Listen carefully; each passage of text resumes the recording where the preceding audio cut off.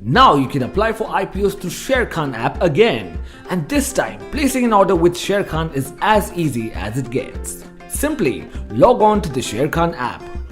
Click on the hamburger menu and under the equity section select the IPO option. From the list of current IPOs, select the IPO of your choice.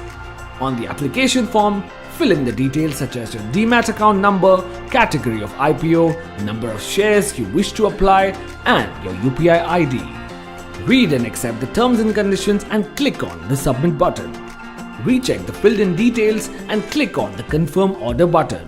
Once Sharekhan receives details about your bid, you will receive a mandate to authenticate your bid amount.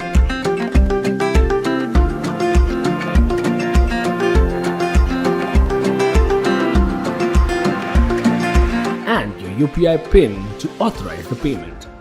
You will soon receive a confirmation about the blocked bid amount. Your IPO order will appear on the order book.